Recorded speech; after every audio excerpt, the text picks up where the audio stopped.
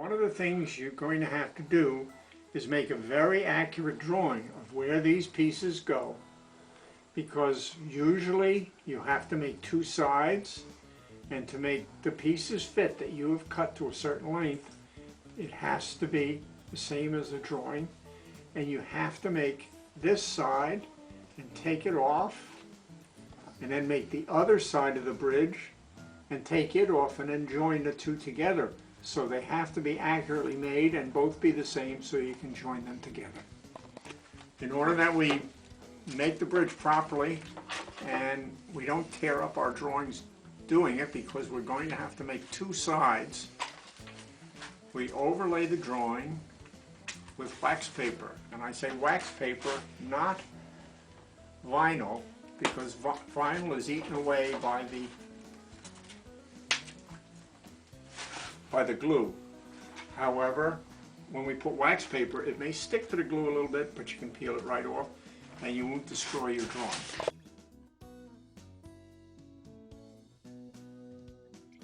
A nice fine cut that's very good to glue and will work very, very well. When you want to stick things together, you want the joint to be very solid, like this, so that the glue can adhere properly to both, so you need to cut them right.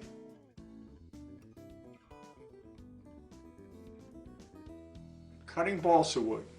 Most of you will do it with a knife, and usually when you're cutting, you try and sort of saw across it.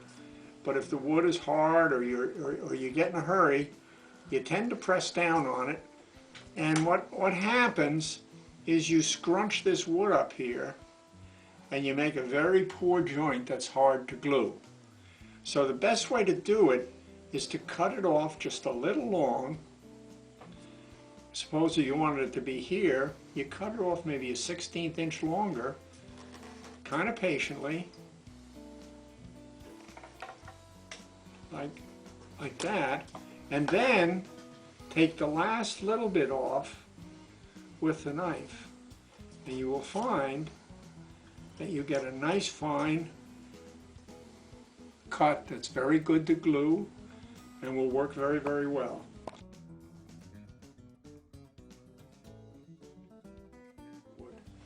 Each one of the centers usually has one of these cut-off templates, and you simply place it in there, and with this fine bladed saw you can just draw it across, and you will get a perfect joint every time. And I got it from that cut that you just made with the saw on this end. You can put it right against this wood. It's nice and square, and you can see how nice and tight that joint will be. That you have to cut at a 45-degree angle. That's what these slots are made for here. And again, you just use the saw there and you draw it across, and it cuts very quickly. And when you get done, well, you can see that that cut, which was made with the template, now fits a very beautiful 45-degree angle. And usually in most of the trusses you will find a vertical piece coming in here, but you can see how neat those angles are made joint. The angles are not 45 degrees in here, they are 60 degrees.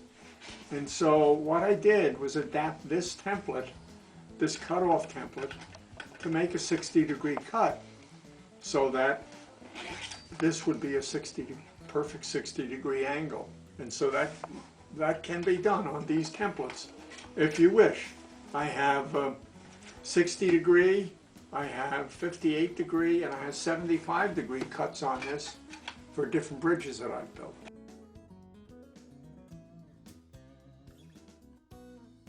Just as we did before, by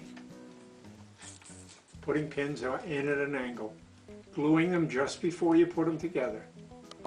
Now, once we've put the vertical in and it's glued, we can now put this piece in and put it right against it.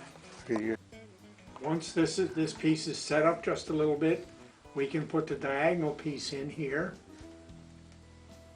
having put glue on it, and fit it right up there and pin it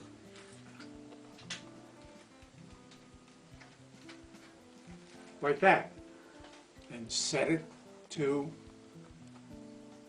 let it set. What you usually do is pin a piece. You can pin this through or on both sides like this, but if you're near a glue joint, pin it like this.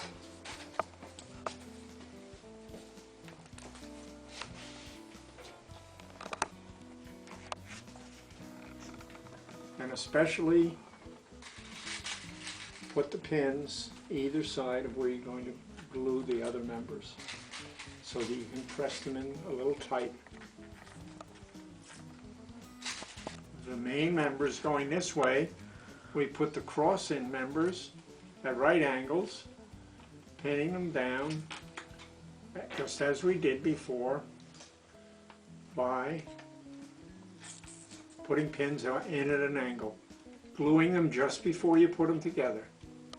Now, once we've put the vertical in and it's glued, we can now put this piece in and put it right against it.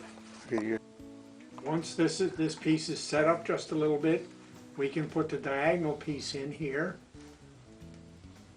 having put glue on it, and fit it right up there and pin it